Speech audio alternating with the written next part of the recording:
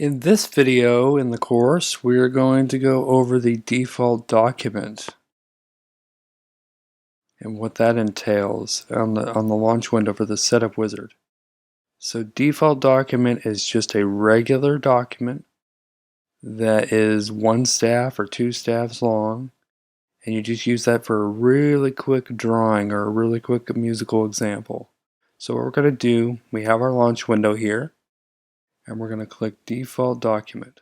Now it's going to come up with one staff, which is usually a treble staff. You can title it anything you want to title it, so let's title it this. Let's get off the text menu here and just title this example. And if you wanted to put the composer, you can. Then you can keep it treble clef. And I'm going to write some notes here. There are a couple of different ways to write notes, which I'll get into. There's simple note entry like this.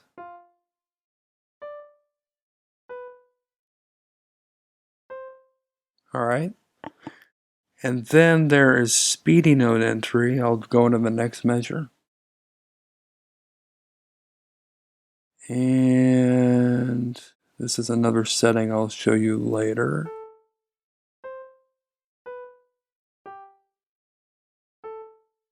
And then there's also hyperscribe, which is this. And just click OK, and a metronome will pop up. Now this is good if you have an instrument with you. This is a short little review for that. But their hyperscribe is notate as you play. Speedy note is a box. That box comes up and you can actually see V1 as verse 1 or layer 1. You can do all of these different things, and I'll be showing you throughout the course how to do that. But anyway, here's a default document. I just put on some notes here. You can select this, which is the clef tool, and you can change your clef at any time. These are all the clefs that we have. You could change that to have it as the bass clef, and then click and put notes in there. See how it immediately changes the clef. Or you can have any one of these clefs here. You can have this one. It's one of the movable C clefs that I talk about in one of my theory courses, where the middle line of the third line of the clef of the staff is the middle C. So I will do that. Let's go to speedy note entry here. And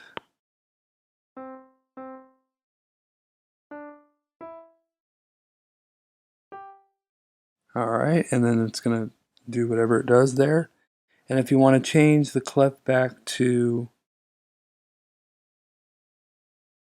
your regular treble clef, you just click the clef tool, click treble clef, and you're back. So you can make several different musical examples for different instruments or different things if you need an example, or if you're jotting down compositional ideas really quick, this is an ideal tool for you to have. And usually finale scores are defaulted at 31 measures, but you can actually do more than that in the setup dialog box. And I'll talk about that later in a separate video. Alright, so if you guys have any questions, please feel free to consult the Q&A or the comments, and I will see you in the next one.